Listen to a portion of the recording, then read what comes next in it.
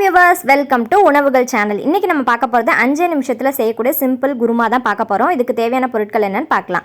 10லேருந்து 15 சின்ன வெங்காயம் 1-2 கட் பண்ணது, ஒரு மீடியம் சைஸ் தக்காளி, 1 ஸ்பூன் பொட்டுக்கடலை, 1 டீஸ்பூன் சோம்பு, ஒரு பெரிய துண்டு பட்டை, 4லேருந்து 5 முந்திரி பருப்பு ஆப்ஷனல், 1/4 மூடி தேங்காய், ஒரு கத்து கருவேப்பிலை, ஒரு 4லேருந்து 5 பூண்டு பல், அதுக்கப்புறம் ஒரு சின்ன துண்டு இஞ்சி. இந்த குருமா செய்கிறதுக்கு இதுதான் தேவையான பொருட்கள். இப்போ எப்படி செய்கிறதுன்னு பார்க்கலாம். ஒரு கடாய் வச்சுக்கோங்க. கடாய் நல்லா ஹீட் ஆனதுக்கு அப்புறமா அதில் 1 டீஸ்பூன் அளவுக்கு ஆயில் ஆட் பண்ணிக்கோங்க. ஆயில் நல்லா ஹீட் ஆனதுக்கு அப்புறமா நம்ம எடுத்து வச்சிருக்கிற ஒரு துண்டு பட்டையை ஆட் பண்ணிக்கோங்க. பட்டை பொரிஞ்சதுக்கு அப்புறமா சோம்பு.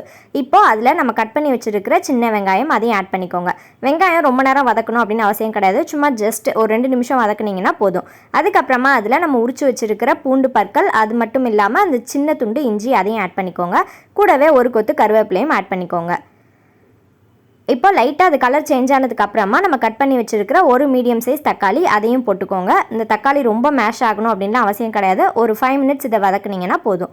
இப்போ அதில் நம்ம எடுத்து வச்சுருக்க 1 டேபிள் ஸ்பூன் அளவுக்கு பொட்டுக்கடலை, அதுக்கப்புறமா 1/4 மூடி அளவுக்கு தேங்காய் கீனி வச்சுருக்கேன், அதையும் இதில் ஆட் பண்ணிக்கோங்க. இந்த முந்திரி பருப்பு ஆப்ஷனல், வேணும்னா ஆட் பண்ணிக்கலாம், இல்லை அப்படின்னா அதை ஸ்கிப் பண்ணிடலாம். இப்போ அது எல்லாத்தையும் கொஞ்சம் நல்லா வதக்குனதுக்கு அப்புறமா ஸ்டவ் ஆஃப் பண்ணிவிடுங்க. இப்போ பாருங்கள், நான் இந்த அளவுக்கு தான் வதக்கியிருக்கேன், ரொம்பலாம் வதக்கலை. இப்போது ஸ்டவ் ஆஃப் பண்ணிவிட்டு இதை ஒரு மிக்சர் ஜாரில் ட்ரான்ஸ்ஃபர் பண்ணிக்கலாம். இதை நல்லா ஒரு ஃபைன் பேஸ்ட்டாக அரைச்சிக்கோங்க. உங்களால் எந்த அளவுக்கு ஃபைன் பேஸ்ட்டாக அரைக்க முடியுமோ அந்த அளவுக்கு அரைச்சிக்கோங்க. இப்போ பாருங்கள், நான் நல்லா ஃபைன் பேஸ்ட்டாக அரைச்சி எடுத்துகிட்டு வந்துட்டு இதை தனியாக எடுத்து வச்சுருங்க. இப்போது அதே கடாயில் 1 டீஸ்பூன் அளவுக்கு ஆயில் ஆட் பண்ணிக்கோங்க. ஆயில் நல்லா ஹீட் ஆனதுக்கு அப்புறமா அதில் ஒரு சின்ன துண்டு பட்டை, அதுக்கப்புறமா ஒரு 1/2 டீஸ்பூன் அளவுக்கு சோம்பு ஆட் பண்ணிக்கோங்க. கூடவே அந்த பிரியாணி இலை இருக்கு இல்லையா, அதையும் ஆட் பண்ணிக்கோங்க. இப்போது ஒரு 1/2 பெரிய வெங்காயத்தை நீளமாக கட் பண்ணி வச்சுருக்கேன். கூடவே கொஞ்சமாக கருவேப்பிலை அதையும் ஆட் பண்ணிவிட்டு இதை நல்லா வதக்கிக்கோங்க. இப்போது இந்த வெங்காயம் ஓரளவுக்கு நல்லா வதங்கினதுக்கு அப்புறமா நம்ம பேஸ்ட் பண்ணி வச்சுருக்கோம் இல்லையா, தேங்காய், வெங்காயம், தக்காளி அதெல்லாமே இருக்கு இல்லையா, அந்த பேஸ்ட்டை இதில் ஆட் பண்ணிவிடுங்க. ஆட் பண்ணிவிட்டு இதை ஜஸ்ட்டு ஒரு 2 கிளறு மட்டும் கிளறி விட்டுக்கோங்க. எண்ணெயிலே வதங்கணும் அப்படின்லாம் அவசியம் கிடையாது. ஜஸ்ட் எல்லாமே அது மிக்ஸ் ஆகிற அளவுக்கு நல்லா வதக்கி விட்டுக்கோங்க.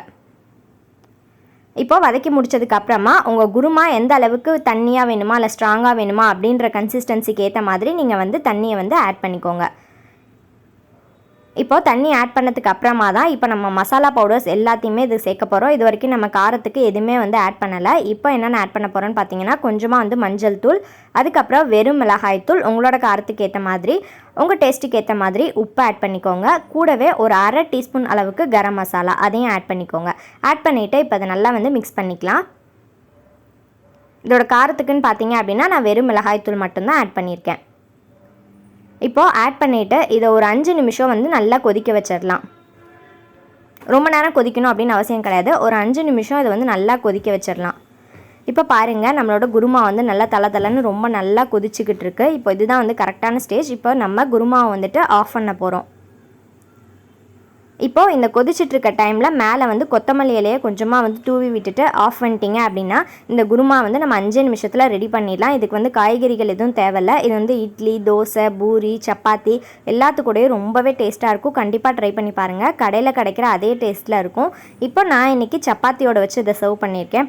பார்க்குறப்பே உங்களுக்கு தெரியும் அந்த கடை குருமாவோட டெக்ஸ்சர் அப்படியே இருக்கும். ஸோ கண்டிப்பாக இந்த குருமா எப்படி இருக்குது அப்படின்றத வீட்டில் ட்ரை பண்ணி பார்த்துட்டு கீழே கமெண்ட் செக்ஷனில் எப்படி இருக்குது அப்படின்றத சொல்லுங்கள். நீங்கள் நம்மளோட உணவுகள் சேனலுக்கு புதுசு அப்படின்னா வீடியோ ஃபுல்லாக பார்த்துருப்பீங்க. பிடிச்சிருந்துச்சு அப்படின்னா மறக்காமல் நம்ம சேனலை சப்ஸ்கிரைப் பண்ணுங்கள். கூடவே உங்கள் ஃப்ரெண்ட்ஸ் அண்ட் ரிலேட்டிவ்ஸ்க்கு ஷேர் பண்ணுங்கள். இன்னும் நிறைய வீடியோஸ் போஸ்ட் பண்ணுறேன். தேங்க்யூ.